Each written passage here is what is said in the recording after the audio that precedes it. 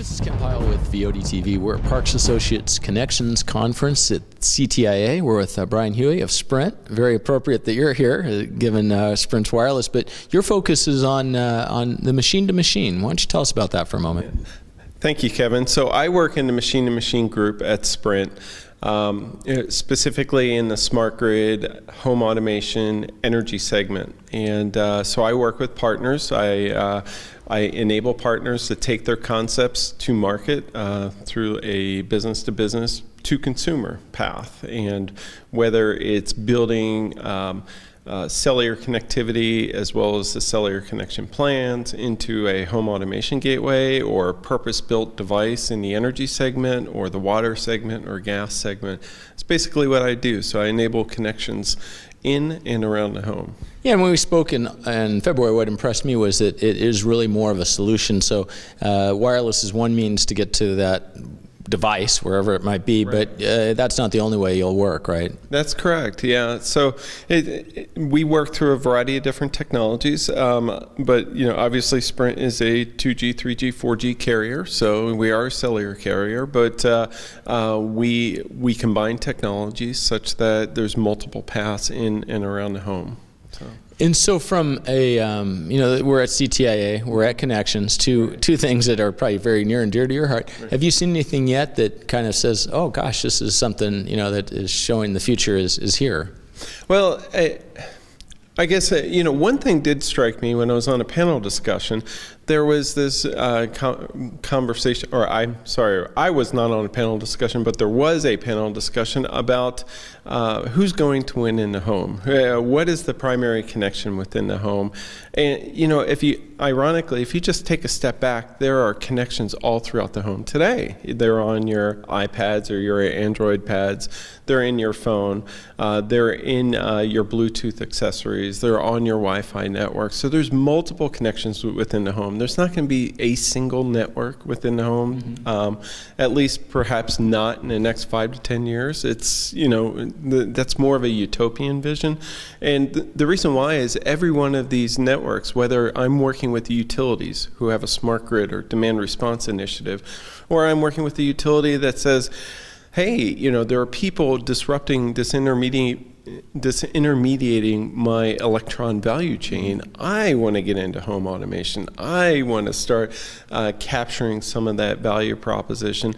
They are going to build their own network, or they're going to work with us for that network to build it into their device, whether it's on a smart meter or thermostat or what it might be. So that's probably the biggest aha that I've come away from this conference, is that multiple networks within the home, perfectly okay.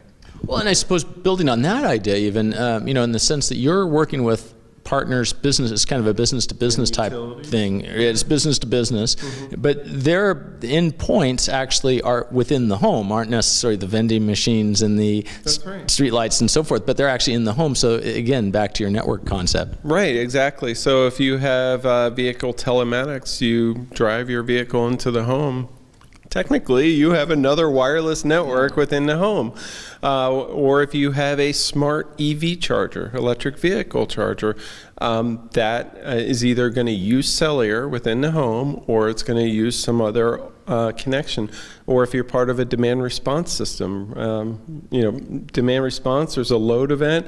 A utility says, hey, I'm going to raise your thermostat a couple degrees. They send a text message or they send a page to the device that's mounted to your compressor or your hot water heater. So there's multiple networks within the home. Yeah. And I suppose that's that whole interoperability becomes important. That's probably IP is probably the common link there. Correct. Yeah, IP is the key. But it's not so much. IP is the enabler. It's certain organizations need to mature their business practices. They need to grow their businesses to adopt the IP, what I would call the IP economy. So if you're looking at, say, a utility or retail provider, they think that they might just stop at the meter and they deliver electrons. Well, some of us who are a little bit who like to think what a utility can become actually, you deliver electrons, but you're also delivering the connectivity within the home as well, and that's going to be IP enabled. So there is some IP requirements there. I think there's some interoperability requirements, but at the end of the day, if you take a step back and you think about the business cases and the ROIs that are built around each individual network, all of that interconnection will occur in the cloud. And I hate to use that metaphor, but it's really it's a business practice between one person who's providing a service and another entity who's providing a service, and they build APIs within the cloud to deliver value back to you as the subscriber or the payer. Yeah, that Melissa Duchin of Parks earlier said that the connected home is the smart home is the connected home with intelligence, right? And it seems like that cloud is the thing that's that unifying force. Yeah, it's the cloud.